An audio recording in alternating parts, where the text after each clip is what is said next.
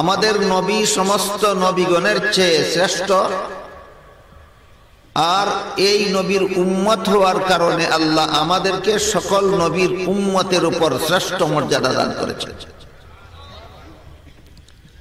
এক হাদিসে রাসূল করিম সাল্লাল্লাহু আলাইহি ওয়াসাল্লাম বলেন,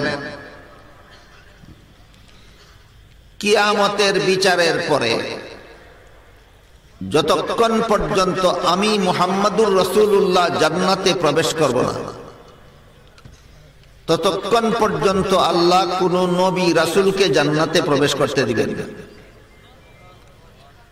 আর যতক্ষণ পর্যন্ত আমার উম্মতেরা জান্নাতে প্রবেশ করবে না, ততক্ষণ পর্যন্ত কোন নবীর উম্মতকে জান্নাতে প্রবেশ করতে দেওয়া হবে না। এই সমস্ত আয়াত এবং হাদিসের দ্বারা সুস্পষ্টভাবে প্রমাণিত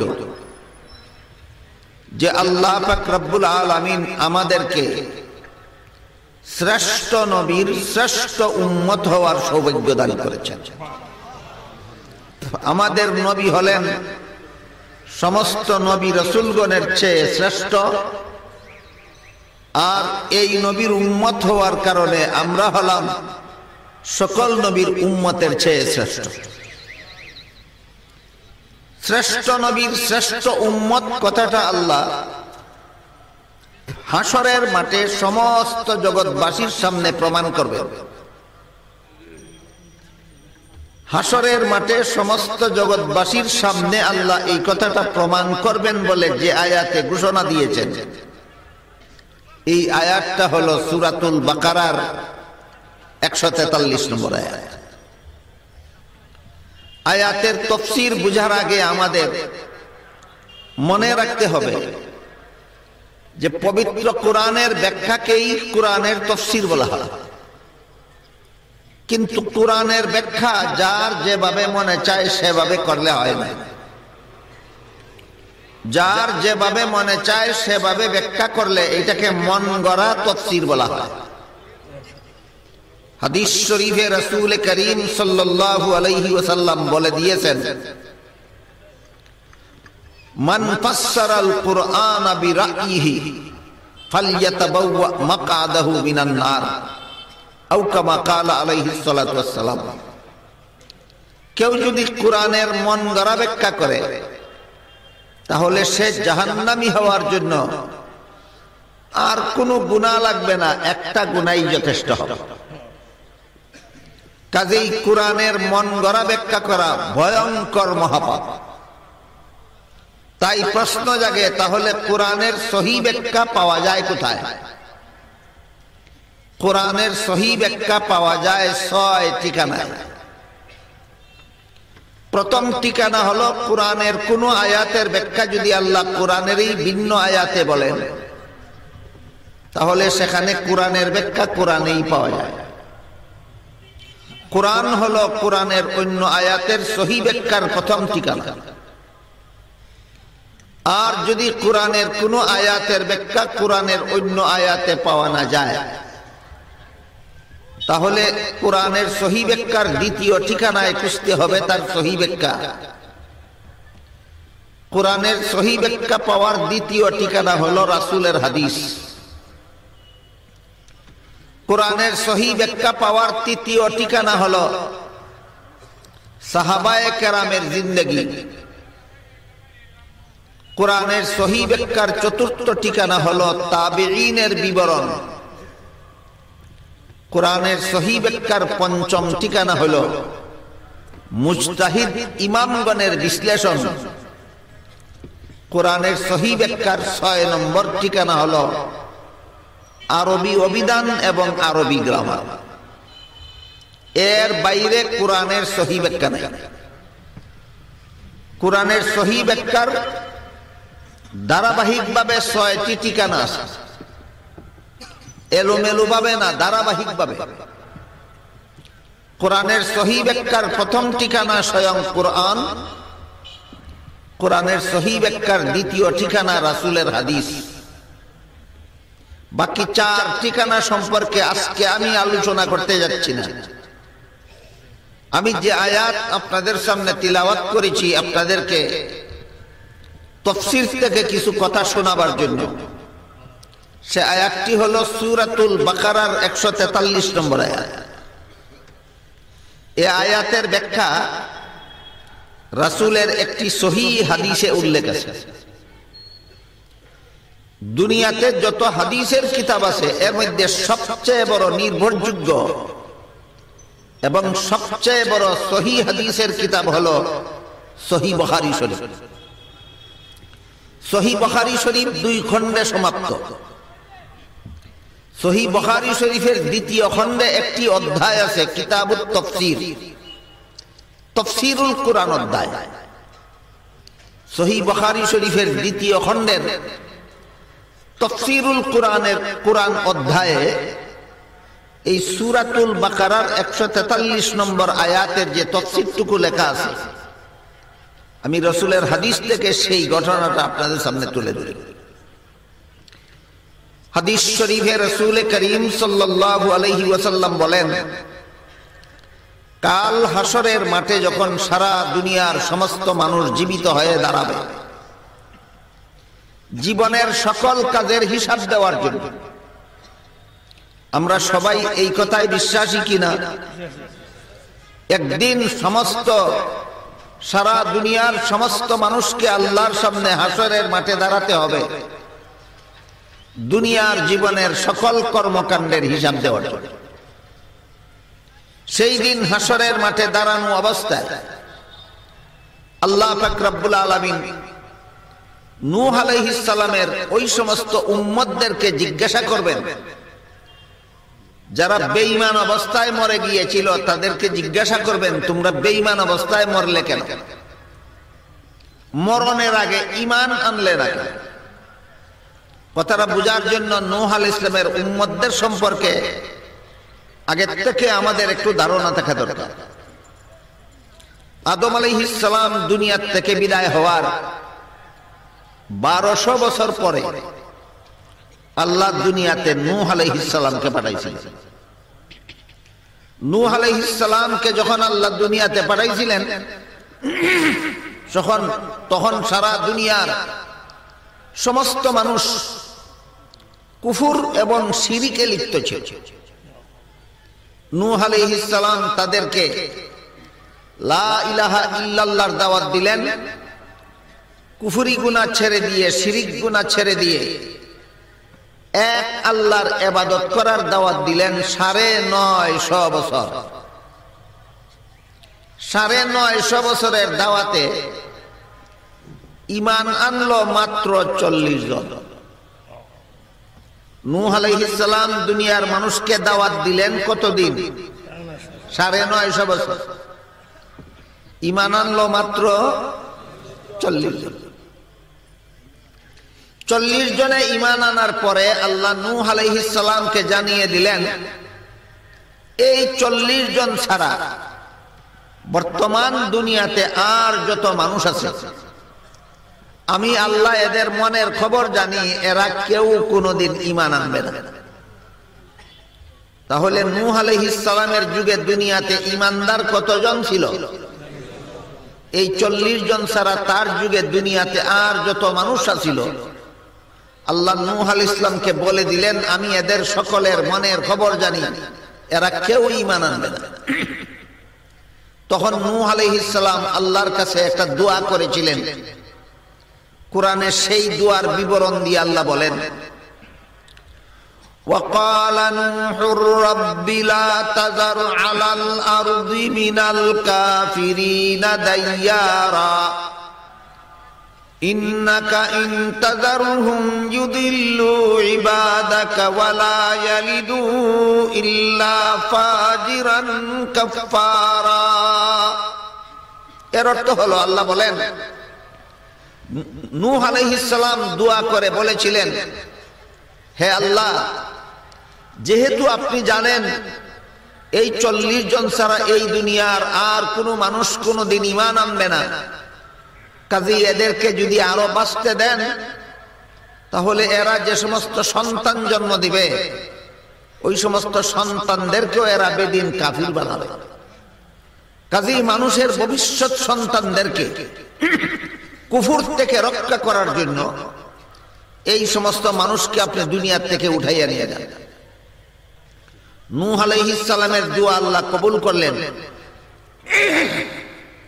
কবুল করে নূহ আলাইহিস সালামকে নির্দেশ দিলেন, আপনি বিশাল একটা জাহাজ তৈরি করুন, যেই জাহাজে আপনার অনুসারী 40 জন আর সকল প্রকার জীব জন্তুর এক জোড়া হাতি, এক জোড়া মহিষ, এক জোড়া গরু, এক জোড়া ছাগল, এক জোড়া কুকুর, এক জোড়া বিড়াল, আল্লাহর জগতে যত রকমের জীব জন্তু আছে সকল প্রকার জীব জন্তুর এক জোড়া, আর আপনার অনুসারী 40 জন সহ আপনি সেই জাহাজে আরোহণ করবেন। আমি বিশ্বজোড়া বন্যা দেব, এই বন্যার মধ্যে আপনার জাহাজ ভেসে উঠবে, এই জাহাজে যারা আরোহণ করবে তারাই শুধু বাঁচতে পারবে, আর বাকি দুনিয়াতে যত বেঈমান কাফির আছে সবকে আমি বন্যার পানিতে ধ্বংস করে দেব। নূহ আলাইহিস সালাম আল্লাহর হুকুম মতে জাহাজ তৈরি করলেন, অনুসারী 40 জনকে নিয়ে সকল প্রকার জীব জন্তুর এক জোড়া নিয়ে জাহাজে আরোহণ করলেন। আল্লাহ সারা বিশ্বে বন্যা দিয়ে এই 40 জন সারা দুনিয়ার সমস্ত বেঈমানদেরকে ধ্বংস করে দেন। বুঝে থাকলে বলুন তো, এদের কাছে কোন নবী এসেছিলেন ঈমানের দাওয়াত দেওয়ার জন্য? কতদিন পর্যন্ত দাওয়াত দিয়েছিলেন? কিন্তু তারা সিদ্ধান্ত নিয়েছিল যে ঈমান আনবে না, এই জন্য আল্লাহ শেষ পর্যন্ত এদেরকে ধ্বংস করে দিলেন। এদেরকে আল্লাহ হাসরের মাঠে জিজ্ঞাসা করবে, তোমরা বেঈমান অবস্থায় মরেছিলে কেন? এরা বলবে, আল্লাহ ঈমান আনার জন্য, কোন ঈমানের দাওয়াত দেওয়ার জন্য কোন নবী দুনিয়াতে আমাদের কাছে গেছেন না, এই জন্য আমরা জানছি না বেঈমান হইয়া মরলে যে জাহান্নামে যাইতে হবে। যদি কোন নবী দুনিয়াতে যাইতেন, আমাদেরকে ঈমানের দাওয়াত দিতেন, তাহলে অবশ্যই আমরা ঈমানদার হইয়া মরতাম, আমরা বেঈমান হইয়া মরতাম। কথাটা কি সত্য বলল না মিথ্যা? এই মিথ্যা কথা যখন তারা হাসরের মাঠে আল্লাহকে বলবে, তখন আল্লাহ নূহ আলাইহিস সালামকে জিজ্ঞাসা করবে, আপনার উম্মতেরা কি বলে? নূহ আলাইহিস সালাম বলবেন, আল্লাহ আপনি নিজে জানেন, আমি দুনিয়াতে গিয়েছি 950 বছর পর্যন্ত দাওয়াত দিয়েছি, বেঈমানেরা দাওয়াত কবুল করছে না। এখন যদি তারা বলে আমি গেছি না, তাদের বলায় আমার কিছু আসা যায় না, আপনি নিজে জানেন আমি গিয়েছি এবং দাওয়াত দিয়েছি। আল্লাহ পাক রব্বুল আলামিন তখন নূহ আলাইহিস সালামকে বলবেন, আপনি যে দুনিয়াতে গিয়েছিলেন, দাওয়াত দিয়েছিলেন, বেঈমানেরা কবুল করে নাই, আপনার এই দাবির পক্ষে কোনো সাক্ষী আছে কিনা? এই প্রশ্নের জবাবে নূহ আলাইহিস সালাম হাসরের মাঠে কি বলবেন, ওই কথাটা বোঝার আগে এখানে একটা প্রশ্নের জবাব আমাদের বোঝা দরকার। প্রশ্ন হলো, পবিত্র কোরআনের বিভিন্ন আয়াতে আল্লাহ বলে দিয়েছেন আল্লাহর বিচারে সাক্ষীর দরকার হয় না, আল্লাহর বিচারে সাক্ষীর জন্য আল্লাহ নিজেই যথেষ্ট। আল্লাহ বলেন, ওয়াকাফা বিল্লাহি শাহিদা, সাক্ষী হিসাবে আল্লাহ নিজেই যথেষ্ট। মানুষের বিচারে সাক্ষীর দরকার হয়, কোন আদালতের বিচারপতি যখন মানুষ হয়, তখন সেই আদালতে সাক্ষীর দরকার হয়। যে আদালতে আল্লাহ নিজে হবেন বিচারপতি, সেই আদালতে বিচারের জন্য সাক্ষীর দরকার হয় না। আমরা একটু ভালোভাবে বুঝে নেই, মানুষের আদালতে বিচারের জন্য সাক্ষীর দরকার হয় কেন, আর আল্লাহর আদালতে বিচারের জন্য সাক্ষীর দরকার হয় না কেন? মানুষ বিচারক নিজে দেখে না কোন দিন কোন লোকে কোন জায়গায় কোন দুর্ঘটনা ঘটায়, বিচারকে নিজে দেখে না। কাজেই মামলা সত্য না মিথ্যা সাক্ষীর জবানবন্দির দ্বারা বিচারকে যাচাই করতে চায়। এই জন্য মানুষের আদালতে বিচারের জন্য সাক্ষীর দরকার হয়। আপনারা কি মনে করেন আল্লাহও দেখেন না কোন দিন কোন জায়গায় কার দ্বারা কোন ঘটনা ঘটে? তাহলে আল্লাহ সাক্ষী নিয়ে কি করবেন? আল্লাহ তো নিজেই দেখেন। বুঝলেন কিনা? মানুষের আদালতে বিচারের জন্য সাক্ষীর দরকার হয় কেন? মানুষ বিচারকে দেখে না কার দ্বারা কোন ঘটনা ঘটলো, মামলা সত্য না মিথ্যা। এই জন্য মানুষ বিচারকে সাক্ষীর জবানবন্দির দ্বারা ঘটনার সত্যতা যাচাই করতে চায়। এর বিপরীতে আল্লাহ নিজেই দেখেন কোন দিন কার দ্বারা কোথায় কোন ঘটনা ঘটে। এজন্য আল্লাহ কেন সাক্ষী নিবেন, কি যাচাই করবেন? আল্লাহর তো কোনো যাচাই করার দরকার নাই। এজন্য আল্লাহর আদালতে বিচারের জন্য সাক্ষীর দরকার হয়। কিন্তু নূহ আলাইহিস সালাম যখন বলবেন হাসরের মাঠে, আল্লাহ আমি দাওয়াত দিয়েছিলাম, বেঈমানেরা গ্রহণ করে নাই, তখন আল্লাহ বলবেন আপনি যে দাওয়াত দিয়েছিলেন আপনার কোনো সাক্ষী আছে কিনা? আমরা একটু আগে বুঝলাম আল্লাহর বিচারে সাক্ষীর দরকার হয়। নূহ নবীকে আল্লাহ কেন সাক্ষীর কথা জিজ্ঞাসা করবেন? এর কারণ অন্যটা, ঘটনার সত্যতা যাচাই করা নয়। আল্লাহ জানেন নূহ নবী যখন সাক্ষী পেশ করবেন তখন বেঈমানেরা হাসরের মাঠে সাক্ষীর ব্যাপারে একটা জেরা সৃষ্টি করে দিবে হাসরের মাঠে। ওই জেরা যেখানে গিয়া নিষ্পত্তি হবে সেখানে হাসরের মাঠে সমস্ত জগৎবাসীর সামনে প্রমাণ হয়ে যাবে তোমরা শ্রেষ্ঠ নবীর শ্রেষ্ঠ উম্মত। এই কথাটা হাসরের মাঠে প্রকাশ করার জন্য আল্লাহ নূহ নবীর কাছে সাক্ষী তলব করবেন, ঘটনার সত্যতা যাচাই করার জন্য নয়।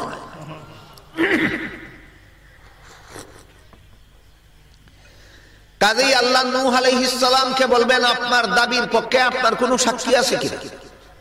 নূহ আলাইহিস সালাম বলবেন আমার সাক্ষী আছে। আল্লাহ জিজ্ঞাসা করবেন কারা আপনার সাক্ষী?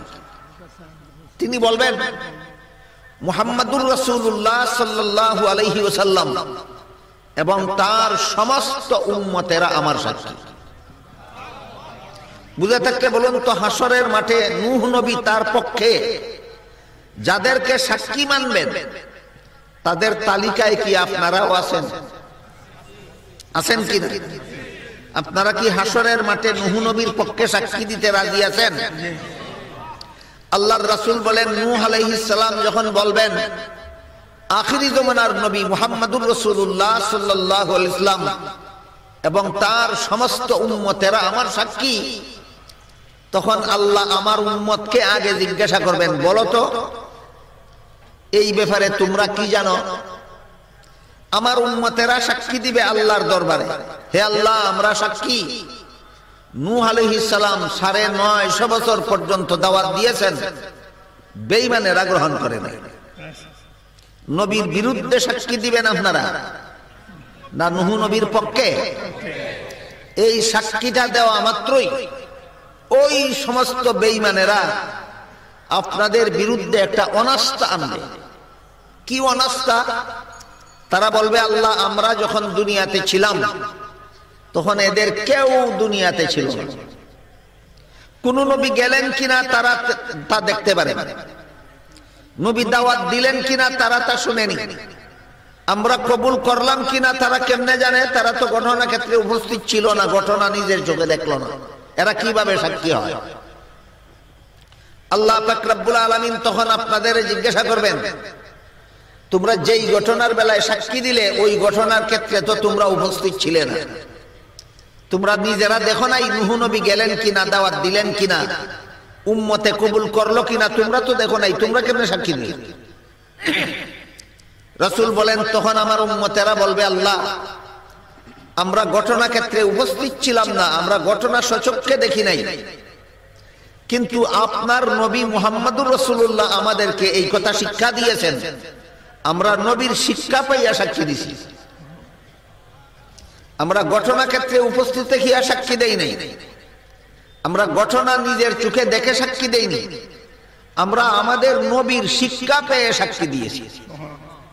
কাজেই নবী কেন আমাদেরকে এই কথা শিক্ষা দিলেন, এই ব্যাপারে আমাদেরকে প্রশ্ন না করে বরং আমাদের নবীকেই জিজ্ঞাসা করুন তিনি আমাদেরকে এইসব কথা শিক্ষা দিলেন। আল্লাহ পাক রব্বুল আলামিন তখন আমাদের নবীকে জিজ্ঞাসা করবেন আপনার উম্মতকে আপনি এই কথা কিভাবে শিক্ষা দিলেন? তখন আমাদের নবী বলবেন হে আল্লাহ আপনি আমাদের নবীর আমার কাছে ৩০ পারা কোরআন নাযিল করেছিলেন, এই ৩০ পারা কোরআন নাযিল করে আপনি নিজে বলে দিয়েছিলেন নূহ নবী দাওয়াত দিয়েছেন, বেঈমানেরা গ্রহণ করে। কাজে আমি আপনার কোরআনে পাইয়া আমার উম্মতকে শিক্ষা দিছি। আপনার কোরআন যদি সত্য হয় তাহলে আমার উম্মতকে শিক্ষা দেওয়া সত্য। আমার উম্মতকে শিক্ষা দেওয়া যদি সত্য হয় তাহলে আমার উম্মতের সাক্ষী সত্য। আমার উম্মতের সাক্ষী যদি সত্য হয় তাহলে নূহ আলাইহিস সালামের দাবি সত্য। নূহ আলাইহিস সালামের দাবি যদি সত্য হয় তাহলে বেঈমানদের অনাস্থা ক্যান্সেল।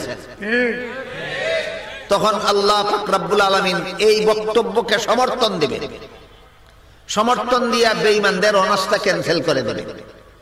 এই ঘটনার মধ্যে নূহ আলাইহিস সালামের পক্ষে আল্লাহ আর কোন নবীর উম্মতকে সাক্ষী না বানাইয়া হাসরের মাঠে সমস্ত জগৎবাসীর সামনে একমাত্র মুহাম্মদুর রাসূলুল্লাহর উম্মতকে সাক্ষী বানাইয়া আল্লাহ প্রমাণ করবেন সকল নবীর উম্মতের চেয়ে এই উম্মতের মর্যাদা শ্রেষ্ঠ।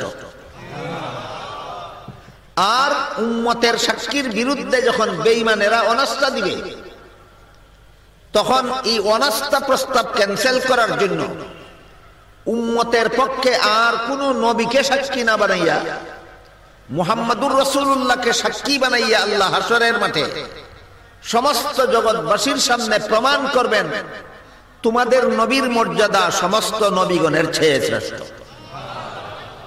এইভাবে সাক্ষীর ঘটনার বিবরণের মাধ্যমে আল্লাহ হাসরের মাঠে প্রমাণ করবেন আমরা শ্রেষ্ঠ নবীর শ্রেষ্ঠ উম্মত। কেমন নবীর কেমন উম্মত? শ্রেষ্ঠ নবীর শ্রেষ্ঠ উম্মত। আমাদের নবীকে আল্লাহ পাক রব্বুল আলামিন বিভিন্ন ভাবে শ্রেষ্ঠ মর্যাদা দিয়েছেন। আল্লাহর গোটা সৃষ্ট জগতের মধ্যে সর্বশ্রেষ্ঠ মর্যাদা দিয়েছেন আল্লাহ মুহাম্মদুর রাসূলুল্লাহ সাল্লাল্লাহু আলাইহি ওয়াসাল্লাম। আর এই নবীর উম্মত হওয়ার কারণে আল্লাহ আমাদেরকেও সকল নবীর উম্মতের উপর শ্রেষ্ঠ মর্যাদা দান করেছেন।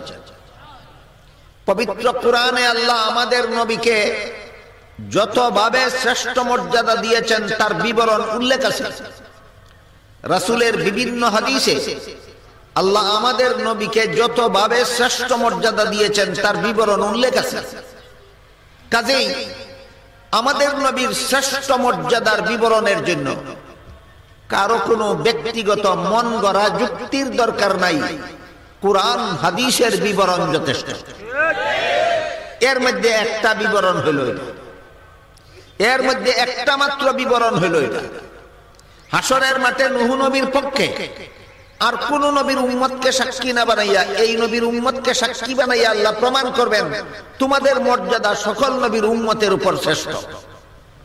বেঈমানেরা যখন তোমাদের বিরুদ্ধে অনাস্থা প্রস্তাব আনবে তখন আল্লাহ তোমাদের পক্ষে আর কোন নবীকে সাক্ষী না বানাইয়া মুহাম্মদুর রাসূলুল্লাহকে সাক্ষী বানাইয়া আল্লাহ হাসরের মাঠে প্রমাণ করবেন তোমাদের মর্যাদা অন্যান্য নবী রাসূলগণের চেয়ে শ্রেষ্ঠ। আমার কথা বুঝে থাকলে বলুন, আমাদের নবীর শ্রেষ্ঠ মর্যাদার পরিষ্কার বিবরণ কোরআনে আছে কি নাই? আমাদের নবীর শ্রেষ্ঠ মর্যাদার পরিষ্কার বিবরণ রাসূলের হাদিসে আছে কি নাই? কাজেই আমাদের নবী যে সৃষ্টির শ্রেষ্ঠ মর্যাদার অধিকারী, এর বিবরণের জন্য কোনো মানুষের ব্যক্তিগত মন গড়া যুক্তি তর্কের দরকার নাই। আমাদের নবীর শ্রেষ্ঠত্বের প্রমাণ হিসাবে কোরআন এবং হাদিস যথেষ্ট। আল্লাহ আমাদের নবীকে যতভাবে শ্রেষ্ঠ মর্যাদা দিবেন এর মধ্যে আরেকটা পদ্ধতি হলো হাসরের মাঠের অবস্থাটা হবে অত্যন্ত ভয়াবহ। এমন ভয়াবহ অবস্থার সৃষ্টি হবে হাসরের মাঠে যে কোনো মানুষ আল্লাহর ভয়ে নড়াচড়া করারও সাহস পাবে না, কথা বলা দূরের কথা টু শব্দ উচ্চারণ করারও সাহস পাবে না। হাদিস শরীফে রাসূল করিম সাল্লাল্লাহু আলাইহি ওয়াসাল্লাম বলেন, মাটির নিচে থেকে জীবিত হয়ে হাসরের মাঠে মানুষেরা দাঁড়াবে উলঙ্গ অবস্থায়। বুঝে থাকলে বলুন, হাসরের মাঠে মানুষগুলি কি অবস্থায় দাঁড়াবে? উলঙ্গ অবস্থায়। কথা শুনে নবীর বিবি উম্মুল মুমিনিন আয়েশা রাদিয়াল্লাহু আনহা জিজ্ঞাসা করেন, ওগো আল্লাহর রাসূল, সারা দুনিয়ার সমস্ত নারী পুরুষ হাসরের মাঠে একের সামনে অপরে উলঙ্গ অবস্থায় যদি দাঁড়ায়, তাহলে তো পরিস্থিতিটা বড় লজ্জাজনক হবে। আপনারা কি মনে করেন, সমস্ত নারী পুরুষ উলঙ্গ অবস্থায় একত্রে দাঁড়াইলে অবস্থাটা লজ্জাজনক কিনা? আয়েশা বলেন, রাসূল তাহলে তো অবস্থাটা বড় লজ্জাজনক হবে। জবাবে রাসূল বলেন, হে আয়েশা, হাসরের মাঠে মানুষ আল্লাহর ভয়ে ভীত হয়ে হা করে উপরের দিকে তাকাইয়া যে দাঁড়াইবে, 50,000 বছরের ভিতরে এক মুহূর্তের জন্য নিচের দিকে দৃষ্টি নেওয়ার সাহস পাইবে না। কাজেই কে নারী আর কে পুরুষ, কে কাপড় পরা আর কে উলঙ্গ, সেই চিন্তা করার সময় কোথায়? তা আল্লাহ পাক রব্বুল আলামিন কোরআনের আয়াতে বলেন, ইয়াউমান কানা মিকদারুহু 50 আলফ সানা, কিয়ামতের দিন এক দিনের পরিমাণ হবে দুনিয়ার বৎসরের হিসাবে 50,000 বৎসরের সমান। কিয়ামতের দিনটা হবে দুনিয়ার 50,000 বৎসরের সমান। এই 50,000 বৎসরের সমান সময়ে উলঙ্গ অবস্থায় সারা দুনিয়ার সমস্ত মানুষ এক জায়গায় দাঁড়িয়ে থাকতে হবে। বিজ্ঞানীরা বলেন, আকাশের সূর্যটা পৃথিবীর থেকে 9,30,00,000 মাইল দূরে আছে। হাদিস শরীফে আল্লাহর রাসূল বলেন, আকাশের সূর্যের মধ্যে যে পরিমাণ হিট আছে, যে পরিমাণ তাপ আছে, এর চেয়ে 70 গুণ তাপ বাড়াইয়া দিয়া 9 কোটি মাইল দূরের সূর্যটাকে হাসরের মাঠে দাঁড়ানো মানুষের মাথার 9 ইঞ্চি উপরে রাখা হয়। কত দূরের সূর্য, কত উপরে রাখা হবে? যে পরিমাণ তাপ আছে এর চেয়ে 70 গুণ বর্ধিত অবস্থায়। এইরকম বিপজ্জনক অবস্থায় হাসরের মাঠে মানুষেরা দাঁড়িয়ে থাকতে থাকতে অতিষ্ঠ হয়, আল্লাহর কাছে সুপারিশগার তালাশ করবে। যারা জান্নাতে যাওয়ার যাবে, যারা জাহান্নামে যাওয়ার যাবে, আল্লাহর কাছে সুপারিশ করে দেওয়া দরকার। আল্লাহ যেন হিসাব নিকাশের কাজটা সমাধা করে দেন। এক পর্যায়ে হাসরের মাঠের মানুষেরা আদম আলাইহিস সালামকে বলবে, আল্লাহ, আল্লাহর দরবারে আপনি সুপারিশ করে দিন, আমাদের হিসাব নিকাশটা যেন আল্লাহ সমাধা করে দেন। হাসরের মাঠের কষ্ট আর সহ্য করতে পারতেছি না। আদম আলাইহিস সালাম বলবেন, আজকে আল্লাহর দরবারে কথা বলার সাহস আমার নাই। হাসরের মাঠের মানুষ নূহ আলাইহিস সালামকে অনুরোধ করবে, তিনিও বলবেন, আমার সাহস নাই। হাসরের মাঠের মানুষ ইব্রাহিম আলাইহিস সালামকে অনুরোধ করবে হিসাব নিকাশের কাজটা সমাধা করে দেওয়ার সুপারিশ করার জন্য। ইব্রাহিম আলাইহিস সালামও বলবেন, আমার সাহস নাই। হাসরের মাঠের মানুষ হযরত মুসা আলাইহিস সালামকে অনুরোধ করবে সুপারিশের জন্য, তিনিও বলবেন, আমার সাহস নাই। হযরত ঈসা আলাইহিস সালামকে অনুরোধ করবে সুপারিশের জন্য, তিনিও বলবেন, আমার সাহস নাই। কেন সাহস নাই? আদম আলাইহিস সালাম একটা কারণ উল্লেখ করবেন, নূহ আলাইহিস সালাম আর একটা কারণ উল্লেখ করবেন, ইব্রাহিম আলাইহিস সালাম কয়েকটা কারণ উল্লেখ করবেন, মুসা আলাইহিস সালাম একটা কারণ উল্লেখ করবেন। সমস্ত নবী যাদের কাছে এই হাসরের মাঠের মানুষ সুপারিশের জন্য অনুরোধ করবে, সমস্ত নবী বলবেন, আমার সাহস নাই। কেন সাহস নাই? এক একজন নবী এক একটা কারণ উল্লেখ করে বলবেন, এই কারণে আমার সাহস নাই। আদম আলাইহিস সালাম বলবেন, এই কারণে আমার সাহস নাই। নূহ আলাইহিস সালাম বলবেন, সেই কারণে আমার সাহস নাই। সর্বশেষে যখন হাসরের মাঠের মানুষ হযরত ঈসা আলাইহিস সালামকে অনুরোধ করবে যে আপনি আল্লাহর কাছে সুপারিশ করে দিন, আমাদের হিসাব নিকাশটা যেন আল্লাহ সমাধা করে দেন, যারা জান্নাতে যাওয়ার যাবে, যারা জাহান্নামে যাওয়ার যাবে।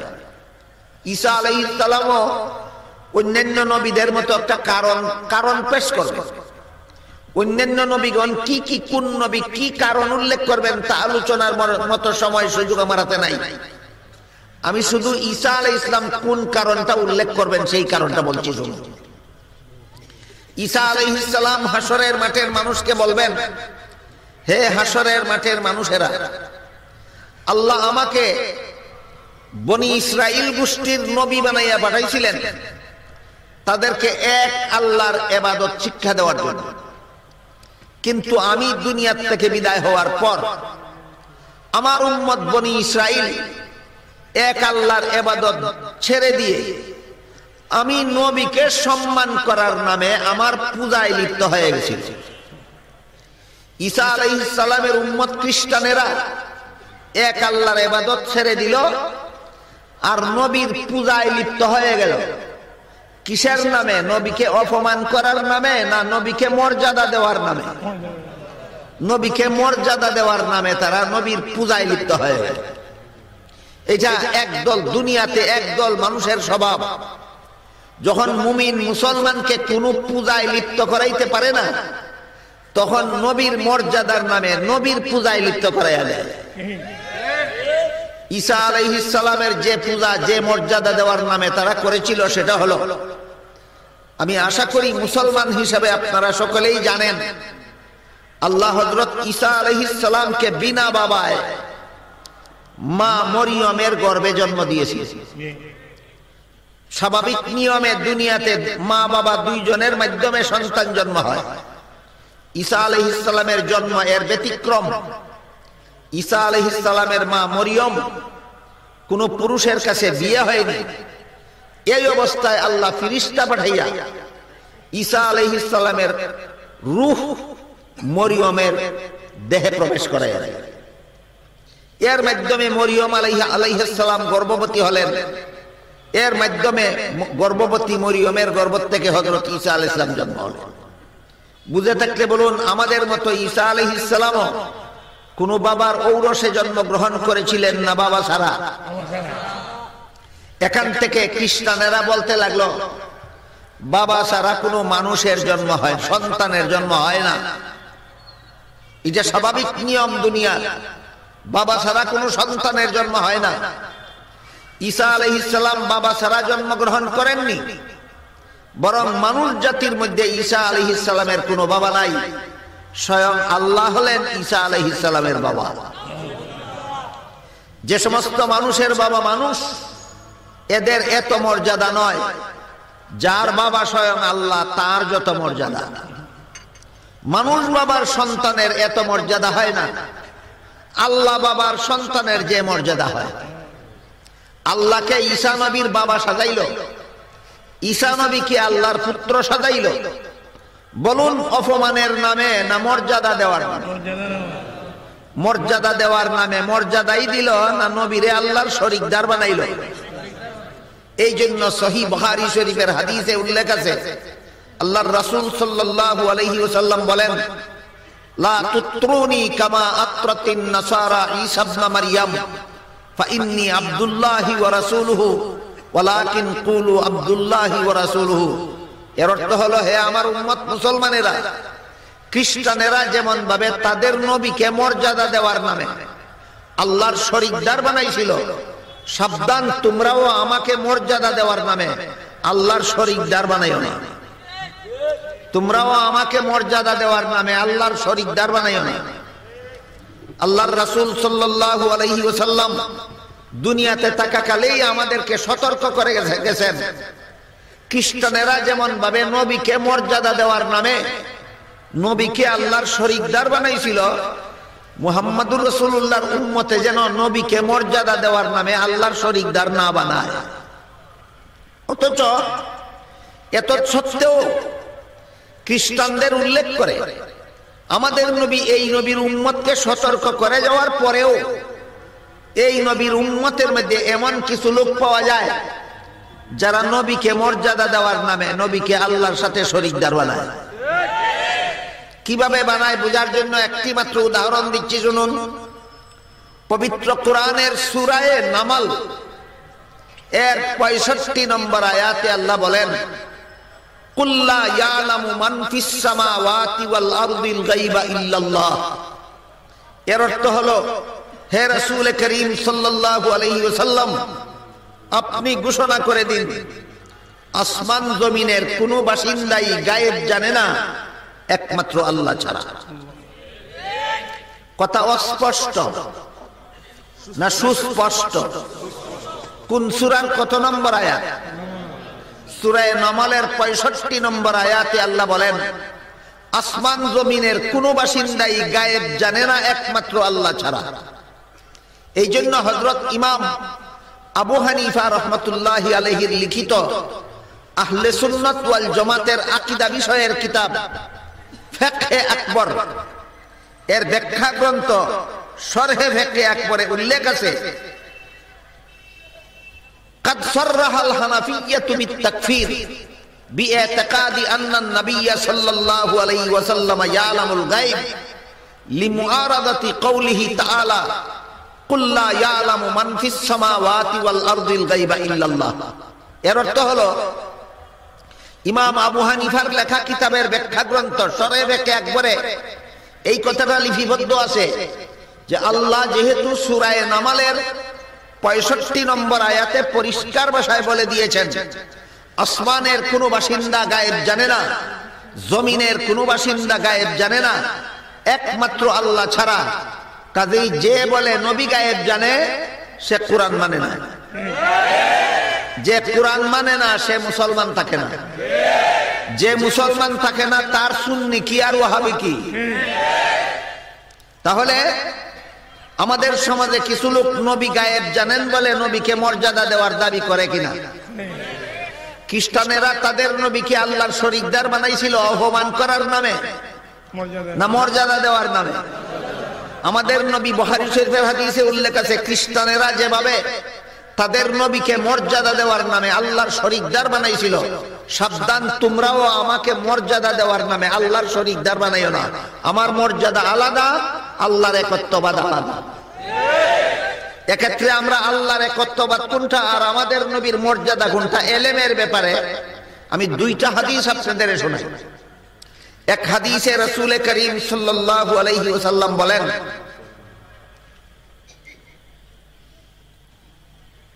উতিতু ইলমাল আউয়ালিন ওয়াল আখিরিন। আমাদের নবী বলেন, আমার পূর্বে যত মানুষ দুনিয়াতে এসেছিল সমস্ত মানুষকে আল্লাহ যে পরিমাণ ইলম দান করেছিলেন, আমার পরে কিয়ামত পর্যন্ত যত মানুষ দুনিয়াতে আসবে সকল মানুষকে আল্লাহ যে পরিমাণ ইলম দান করবেন, একা আমি মুহাম্মদুর রাসূলুল্লাহকে সেই পরিমাণ ইলম আল্লাহ দান করেছেন। তাহলে আমাদের নবীকে আল্লাহ পাক রব্বুল আলামিন অন্য কোন নবীর সমান ইলম দান করেছেন না? সমস্ত জগৎবাসীর চেয়ে বেশি, সমস্ত জগৎবাসীর চেয়ে বেশি ইলম আল্লাহ আমাদের নবীকে দান করেছেন। এইটা হলো নবীর মর্যাদা। এটা কার মর্যাদা? নবীর মর্যাদা। আর আল্লাহ যে কোরআনে বলেন একমাত্র আল্লাহ ছাড়া আসমান জমিনের কোনো বাসিন্দাই গায়েব জানে না, তাহলে গায়েব জানাটা নবীর মর্যাদা না আল্লাহর মর্যাদা? সমস্ত জগৎবাসীর চেয়ে বেশি ইলমের অধিকারী হওয়া এটা হলো আমাদের নবীর মর্যাদা, আর গায়েব জানা হলো একমাত্র আল্লাহর মর্যাদা। তুমি যদি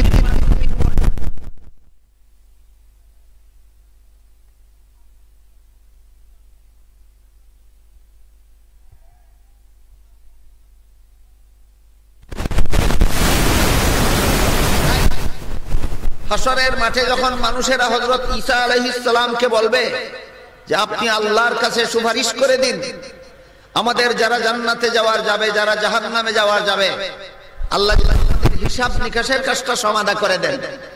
ঈসা আলাইহিস সালাম বলবেন, হে হাসরের মাঠের মানুষেরা শোনো, আমাকে আল্লাহ দুনিয়াতে পাঠাইছিলেন খ্রিস্টানদেরকে এক আল্লাহর ইবাদত শিক্ষা দেওয়ার জন্য, কিন্তু আমি দুনিয়া থেকে বিদায় হওয়ার পরে আমার উম্মত খ্রিস্টানেরা এক আল্লাহর ইবাদত ছেড়ে দিয়ে আমাকে আল্লাহর শরীকদার বানাইয়া আমার পূজা করা শুরু করে দিয়েছে। কাজেই আজকে যদি তোমাদের হিসাব নিকাশ শুরু করার জন্য আমি আল্লাহর দরবারে সুপারিশ করতে যাই, তখন যদি আল্লাহ বলেন, হে ঈসা, অন্য মানুষের হিসাব নিকাশ সুপারিশ করার জন্য সুপারিশ করুন আপনি পরে, আপনি দুনিয়া থেকে বিদায় হওয়ার পরে আপনার উম্মতেরা আপনার পূজা করলো কেন সেটার জবাব দিন আগে, তখন আমি তোমাদের পক্ষে কথা বলবো না, আমার জান বাঁচাই। এই কারণ দর্শাইয়া ঈসা নবী বলবেন, আমার সাহস নাই তোমাদের হিসাব নিকাশ শুরু করার জন্য আল্লাহর দরবারে সুপারিশ করা, তবে আমি তোমাদেরকে একটা পরামর্শ দিব। ঈসা আলাইহিস সালাম হাসরের মাঠের সমস্ত মানুষকে একটা মহামূল্যবান পরামর্শ দিবেন। সেই পরামর্শটা হইল, আজকের হাসরের মাঠের হিসাব নিকাশ আল্লাহ আর কোন নবীর সুপারিশে শুরু করবেন না, একমাত্র মুহাম্মদুর রাসূলুল্লাহর সুপারিশ ছাড়া। বুঝে থাকতে বলুন, হাসরের মাঠে সারা দুনিয়ার সমস্ত মানুষের হিসাব নিকাশ আল্লাহ কোন নবীর সুপারিশে শুরু করবেন? মুহাম্মদুর রাসূলুল্লাহর সুপারিশে শুরু করবেন। ফেরাউনের হিসাব নিকাশ শুরু হবে না হাসরের মাঠে মুহাম্মদুর রাসূলুল্লাহর সুপারিশ ছাড়া। নমরুদের হিসাব নিকাশ শুরু হবে না হাসরের মাঠে মুহাম্মদুর রাসূলুল্লাহর সুপারিশ ছাড়া। কারুনের, হামানের হিসাব নিকাশ, আবু জাহাল, আবুল হাবের হিসাব নিকাশ হাসরের মাঠে শুরু হবে না মুহাম্মদুর রাসূলুল্লাহর সুপারিশ ছাড়া। সেই দিন হাসরের মাঠে সমস্ত জগৎবাসীর সামনে এরা বুঝে নিবে যে আল্লাহর সৃষ্ট জগতের মধ্যে সবচেয়ে বেশি মর্যাদা দান করেছেন আল্লাহ মুহাম্মদুর রাসূলুল্লাহকে। মুহাম্মদুর রাসূলুল্লাহ সাল্লাল্লাহু আলাইহি ওয়াসাল্লামকে আল্লাহ যতভাবে সৃষ্টির শ্রেষ্ঠ মর্যাদা দিয়েছেন, এর মধ্যে একটা হলো হাসরের মাঠে উম্মতের পক্ষে সফাই সাক্ষী বানাইয়া। 2 নম্বরটা হলো হাসরের মাঠে সারা দুনিয়ার সমস্ত মানুষের হিসাব নিকাশ শুরু করার সুপারিশগার বানাইয়া। বুঝে থাকতে বলুন, হাসরের মাঠে সমস্ত জগৎবাসীর হিসাব নিকাশ শুরু হবে কার সুপারিশে? আমাদের নবীর সুপারিশে। এটা কি সৃষ্টির শ্রেষ্ঠ মর্যাদা নয়? এটা সৃষ্টির শ্রেষ্ঠ মর্যাদা। আল্লাহ আরো যতভাবে আমাদের নবীকে শ্রেষ্ঠ মর্যাদা দিয়েছেন, এর মধ্যে 3 নম্বর পদ্ধতি হলো আল্লাহ পাক রব্বুল আলামিন আমাদের নবীকে মেরাজে নিয়েছিলেন জিবরিল ফেরেশতার মাধ্যমে। জিবরিল ফেরেশতা আসলেন, নবীকে বুরাকের পিঠে আরোহণ করাইলেন, নবীকে নিয়ে আসমান জগতের ভ্রমণ করাইলেন। সেই দিন মেরাজে যাওয়ার পথে বাইতুল মুকাদ্দাসে যখন আল্লাহ আমাদের নবীকে নিয়ে গেলেন, তখন সমস্ত নবী রাসূলগণকেও সেখানে আল্লাহ একত্র করলেন। যে নবী যেখানেই আছেন জীবিত অবস্থায় আছেন, যে নবীকে যেখানে দাফন করা হয়েছে, দাফনের পরে আল্লাহ তাকে জীবিত করে দিয়েছেন। এক হাদিসে রাসূল করিম সাল্লাল্লাহু আলাইহি ওয়াসাল্লাম বলেন, আল আমবিয়াউ আহইয়াউন ফি কুবুরিহিম, সমস্ত নবী রাসূলগণ যার যার রওজা শরীফে জীবিত থাকেন। দাফন করা মাত্রই আল্লাহ নবীগণকে জীবিত করে দেন। বুঝে থাকতে বলুন তো, নবী রাসূলগণ যার যার রওজা শরীফে মুর্দা অবস্থায় আছেন না জিন্দা অবস্থায় আছেন? এই জন্য মেরাজের রাত্রে সমস্ত নবীগণ যেখানে যেখানে জীবিত অবস্থায় রওজা শরীফে আছেন, সমস্ত নবী রাসূলগণকে আল্লাহ বাইতুল মুকাদ্দাসে একত্র করে দিলেন। আমাদের নবীকে নেওয়ালেন কোথা থেকে? মক্কা বাইতুল্লাহ থেকে, বাইতুল হারাম থেকে। অন্যান্য নবীগণকে যার যার রওজা শরীফ থেকে নিলেন, নিয়ে আল্লাহ হুকুম দিলেন 2 রাকাত নামাজ পড়ুন জামাতের সাথে। সমস্ত নবীগণকে আল্লাহ হুকুম দিলেন জামাতের সাথে 2 রাকাত নামাজ পড়ার জন্য। একজন নবীও বাদ ছিলেন না সেদিন। এই পয়গম্বরী নামাজের জামাতে সমস্ত নবীগণ শরীকদার ছিলেন। আল্লাহ যখন হুকুম দিলেন জামাতের সাথে নামাজ পড়ুন, কে করবেন এই পয়গম্বরী নামাজের জামাতের ইমামতি? একজনের মুখের দিকে আরেকজন তাকাইতেছিলেন। এমত অবস্থায় জিবরিল ফেরেশতা আমাদের নবীর হাত ধরে সামনে বাড়িয়ে দিয়ে বললেন, আজকের এই পয়গম্বরী নামাজের জামাতের ব্যবস্থা করেছেন আল্লাহ একমাত্র আপনাকে সমস্ত নবী রাসূলগণের ইমাম বানাবার জন্য, আর সমস্ত নবী রাসূলগণকে আপনার মুক্তাদি বানাবার জন্য। আমাদের নবীকে আল্লাহ সমস্ত নবীগণের ইমাম বানাইয়া সর্বশ্রেষ্ঠ মর্যাদা দান করেছেন। আরো বিভিন্ন ভাবে আল্লাহ আমাদের নবীকে শ্রেষ্ঠ মর্যাদা দান করেছেন। তো দ্বিতীয় যে মর্যাদার কথা আমি বলেছি, হাসরের মাঠের সুপারিশগার বানাইয়া আল্লাহ আমাদের নবীকে মর্যাদা দান করেছেন। এর আগে প্রথম যে মর্যাদাটা আমি বর্ণনা করেছি, হাসরের মাঠে উম্মতের পক্ষে সফাই সাক্ষী বানাইয়া আল্লাহ আমাদের নবীকে সমস্ত নবী রাসূলগণের উপর শ্রেষ্ঠ মর্যাদা দান করেছেন। হাসরের মাঠের সেই সাক্ষীর ঘটনার বিবরণ দিয়া মুহাম্মদুর রাসূলুল্লাহ সাল্লাল্লাহু আলাইহি ওয়াসাল্লাম বলেন, কুরআনের সূরাতুল বাকারার 143 নম্বর আয়াতে যে আল্লাহ বললেন ওয়াকাযালিকা জাআলনাকুম উম্মাতান ওয়াসাতান লিতাকুনু শুহাদাআ আলান নাস ওয়া ইয়াকুনার রাসূলু আলাইকুম শাহীদা, যেমনি ভাবে আমি তোমাদের জন্য শ্রেষ্ঠ কিবলা নির্ধারণ করে দিয়েছি, তেমনি ভাবে আমি তোমাদের জন্য শ্রেষ্ঠ নবী পাঠাইছি।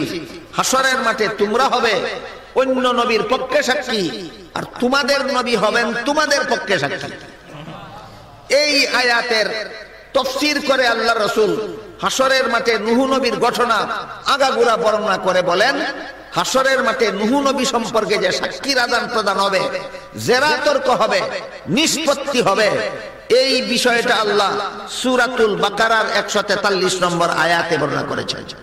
তাহলে আমি যে আয়াত আপনাদের সামনে তিলাওয়াত করেছিলাম, এই আয়াতের তাফসীর হলো বুখারী শরীফের বর্ণিত সেই হাসরের মাঠের সেই ঘটনা, যেই ঘটনার মধ্যে আল্লাহ আপনাদেরকে নূহ নবীর পক্ষে সাক্ষী বানাবেন আর আপনাদের নবীকে আপনাদের পক্ষে সহায়ী সাক্ষী বানাবেন।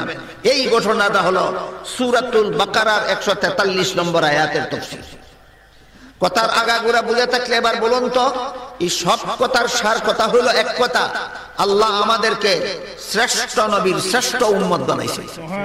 আল্লাহ আমাদেরকে শ্রেষ্ঠ নবীর শ্রেষ্ঠ উম্মত বানাইছে। হাসরের মাঠে অন্য নবীর উম্মতের হিসাব নিকাশের আগে আমাদের নবীর উম্মতের হিসাব নিকাশ শেষ হয়ে যাবে। হাসরের মাঠে অন্য নবীর উম্মত পুল সিরাত পার হওয়ার আগে আমাদের নবীর উম্মত পুল সিরাত পার হয়ে যাবে। হাসরের মাঠে অন্য নবীর উম্মত জান্নাতে প্রবেশ করার আগে আমাদের নবীর উম্মত জান্নাতে প্রবেশ করে যাবে। এই সমস্ত ঘটনা কুরআনে এবং হাদিসে পরিষ্কারভাবে বর্ণিত আছে। তাই বলেছিলাম আমাদের নবীর মর্যাদার বিবরণের জন্য কারো কোনো মন গড়া যুক্তির দরকার নাই, কুরআন হাদিসের বিবরণগুলি যথেষ্ট। এ পর্যন্ত যে বিবরণগুলি আপনারা শুনলেন আমাদের নবীর মর্যাদার ব্যাপারে, বলুন এই বিবরণগুলি সুস্পষ্ট কিনা? সুস্পষ্ট বিবরণের দ্বারা কুরআনের বিভিন্ন আয়াতে আল্লাহ সুস্পষ্ট বিবরণের দ্বারা আমাদের নবীর মর্যাদা বুঝাইছেন। রাসূল তার বিভিন্ন হাদিসে সুস্পষ্ট বিবরণের দ্বারা আমাদের নবীর মর্যাদা বুঝাইছেন। এর মধ্যে আরেকটা বিবরণ উল্লেখ করে আজকের মতো আমার কথা শেষ করি, সেটা হলো আল্লাহ পবিত্র কুরআনের এক আয়াতে বলেন, আদম আলাইহিস সালাম থেকে নিয়ে ঈসা আলাইহিস সালাম পর্যন্ত সমস্ত নবী রাসূলগণকে আমি একটা ওয়াদা নিয়ে দুনিয়াতে পাঠাইছি। কি ওয়াদা? তোমরা দুনিয়াতে যাও, গিয়া সেখানে যদি মুহাম্মদুর রাসূলুল্লাহকে পাও, তাহলে আল্লাহ বলেন লা তুমিনুন্না বিহি ওয়া লা তানসুরুন্নাহু, মুহাম্মদুর রাসূলুল্লাহর উপর ঈমান আনবে এবং তার দাওয়াত ও তাবলীগের কাজে সহযোগিতা করবে। এই ওয়াদা নিয়ে আল্লাহ সমস্ত নবীকে দুনিয়াতে পাঠাইছে। নবী দুনিয়াতে আসলে পরে, যে কোনো নবী দুনিয়াতে আসলে পরে এখানে যদি মুহাম্মদুর রাসূলুল্লাহকে পান, তাহলে মুহাম্মদুর রাসূলুল্লাহর উপর ঈমান আনতে হবে এবং মুহাম্মদুর রাসূলুল্লাহর দাওয়াত ও তাবলীগের কাজে সহযোগিতা করতে হবে। এই ওয়াদা নিছেন আল্লাহ সমস্ত নবী রাসূলগণের কাছ থেকে। আমার কথা বুঝাবার জন্য আপনাদেরকে জিজ্ঞাসা করি, কোন নবী দুনিয়াতে এসে কি আমাদের নবীকে পাইছিলেন? আদম আলাইহিস সালাম দুনিয়াতে এসে আমাদের নবীকে পাইছিলেন? ঈসা আলাইহিস সালাম দুনিয়াতে এসে আমাদের নবীকে পাইছিলেন? তাহলে কোন নবী দুনিয়াতে এসে যে আমাদের নবীকে পাবেন না, এটা আল্লাহর জানা ছিল না। তাহলে জেনে শুনেই কেন বললেন যদি পাও ঈমান আনতে হবে? জানেনই তো পাইবেন না, তাহলে যদি পাও কি আবার? এই প্রশ্নের জবাবে মুফাসসিরিনে কেরাম লেখেন, এই ওয়াদা নেওয়ার মাধ্যমে আল্লাহ সমস্ত নবীগণকেও আমাদের নবীর উম্মত বানাইয়া দিয়েছেন, আর আমাদের নবীকে সমস্ত নবীগণের নবী বানাইয়া দিয়েছেন। অন্যান্য নবীগণ শুধু যার যার উম্মতের নবী, আর আমাদের নবী সমস্ত নবীগণেরও নবী। অন্যান্য উম্মত শুধু নবীর উম্মত, আর আমাদের নবীর উম্মত নিজের উম্মত, আমাদের নবীর উম্মত, সমস্ত নবী রাসূলগণ আমাদের নবীর উম্মত। বলুন এটা কি আমাদের নবীর আলাদা মর্যাদা নয়? তাই হাদিস শরীফে রাসূল করিম সাল্লাল্লাহু আলাইহি ওয়াসাল্লাম বলেন, ইন্নাল্লাহা ফাদ্দালানি আলাল আমবিয়া ওয়া ফাদ্দালা উম্মতি আলাল উমাম আল্লাহ আমাকে সমস্ত নবী রাসূলগণের উপর শ্রেষ্ঠ মর্যাদা দান করেছেন, আর আমার উম্মতকে সকল নবীর উম্মতের উপর শ্রেষ্ঠ মর্যাদা দান করেছেন। তাই আমরা হলাম শ্রেষ্ঠ নবীর শ্রেষ্ঠ উম্মত। শ্রেষ্ঠ নবীর শ্রেষ্ঠ উম্মত কথা আজকের মতো আপাতত এই ব্যাখ্যাগুলি আমরা যেন জীবনভর মনে রাখতে পারি, আর শ্রেষ্ঠ উম্মতের মর্যাদা যেন ধরে রাখতে পারি। নবীর তরিকার অনুসারী হয়ে হাসরের মাঠে নবীর গৌরবে গৌরবান্বিত উম্মত হিসাবে যেন হাসরের মাঠে দাঁড়াতে পারি। আল্লাহ সেই সৌভাগ্য আপনাদের আমাদের সবাইকে দান করুন। সবাই বলুন আমিন। সুবহান রাব্বিকা রাব্বিল ইজ্জাতি আম্মা ইয়াসিফুন ওয়া সালামুন আলাল মুরসালিন আলহামদুলিল্লাহি রাব্বিল আলামিন। অনেকেই অনেক রকমের দোয়া প্রার্থনা করেছেন। আল্লাহ পাক রব্বুল আলামিন